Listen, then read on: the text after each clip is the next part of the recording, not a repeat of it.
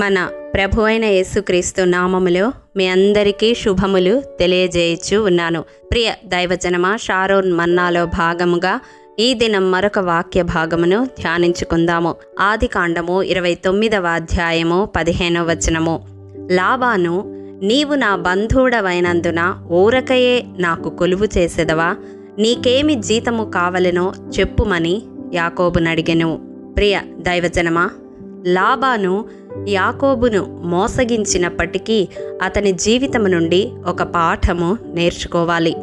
అతడు యాకోబు చేత ఉచితముగా కొలువు చేయించుకొనడానికి ఇష్టపడలేదు.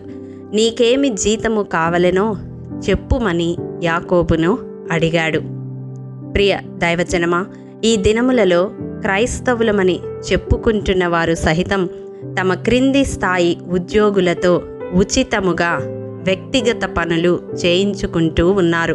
వారి హోదాను బట్టి మౌనంగా సహిస్తూ ఆ క్రింది స్థాయి ఉద్యోగులు వెట్టి చాకిరి చేస్తూ ఉంటారు. మరికొంతమంది అయితే ఇంట పనిచేసే పనివారితో వారికి ఇచ్చే జీతానికి మించి అధికముగా పని చేయించుకుంటూ ఉంటారు.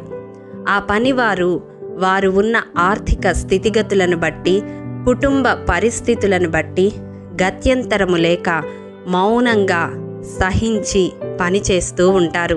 ప్రియ దైవజనమా, కానీ అది మనకు, మన బిడ్డలకు ఆశీర్వాదము కాదు.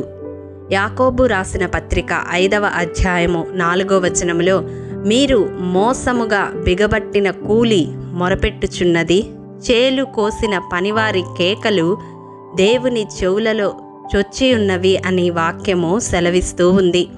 ఇది కోత కోయు వారికే కాదు గాని మన ఇంట పనిచేసే ప్రతి వారికి కూడా వర్తిస్తూ ఉంది.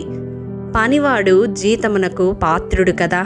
ప్రియ సహోదరుడా, సహోదరి, నీ ఇంట పనిచేసేవారు దీనముగా, భారముగా పనిచేస్తూ ఉన్నారా? లేక నిన్ను బట్టి సంతోషముగా పనిచేస్తూ ఉన్నారా?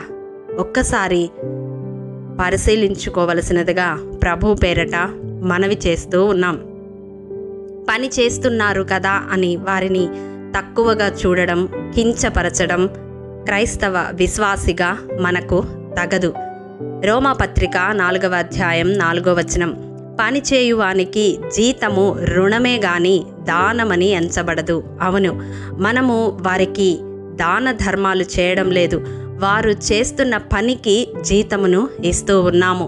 మన ఇంట పని చేసే వారిని గౌరవించే వారముగా మనం ఉండాలి.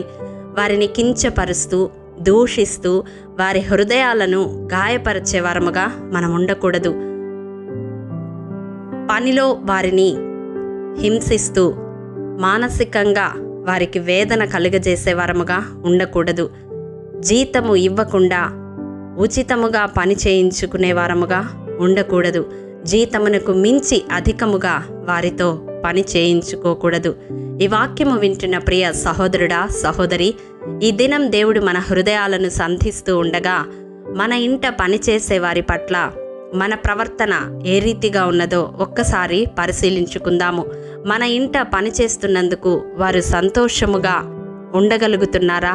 లేక వేదనతో తప్పని పరిస్థితుల్లో పనిచేస్తూ ఉన్నారా? ఒక్కసారి పరిశీలించుకుందాము. పనివారిని సహితము యేసయ్య ప్రేమతో ప్రేమించే వారముగా, వారికి ఇచ్చే జీతము విషయములో న్యాయముగా ఉందాము. అటి కృప దేవాది దేవుడు మనకు అనుగ్రహించునుగాక. ఆమేన్. ప్రేమ నమ్మకము కలిగిన మా ప్రియ పరలోకపు తండ్రి, నీ పరిశుద్ధ పాదములకు వందనములు. దేవా, విత్తబడిన వాక్యమును ప్రతి హృదయములో నూరంతలుగా ఫలింపచేయండి. దేవా, ఎంతమంది ప్రభువా ఈ వాక్యము వింటున్న వారిలో పనివారి పట్ల అన్యాయముగా ప్రవర్తిస్తూ ఉన్నారో, దురుసుగా ప్రవర్తిస్తూ ఉన్నారో, వారి హృదయాలను మీరు మార్చండి తండ్రి. నీ ప్రేమ కలిగి వారిని ప్రేమించే కృపను అనుగ్రహించమని యేసు పరిశుద్ధ నామం పేరట అడిగి పొందుకొని ఉన్నాము తండ్రి. ఆమేన్. ప్రియ దైవజనమా, అనుదినము షారోన్ మన్నా ద్వారా అడగబడుచున్న నెంబర్ ఇన్ బైబిల్ క్విజ్ ప్రశ్నలకు సమాధానములు ప్రతి నెల మొదటి వారము కామెంట్ బాక్స్లో పోస్ట్ చేయబడతాయి. కాబట్టి గమనించి మీకు తెలియని ప్రశ్నలకు సమాధానములు తెలుసుకొనగలరని ప్రభు పేరట మనవి చేయుచూ ఉన్నాము.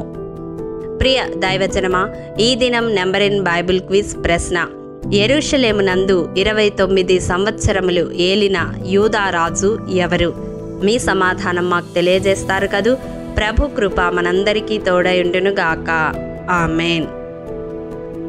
ప్రియ దైవజనమా, ఈ దినము జన్మదినము, వివాహ దినము జరుపుకుంటున్న వారికి షారోన్ గ్రూప్ తరపున హృదయపూర్వక శుభాకాంక్షలు తెలియజేయుచూ ఉన్నాము.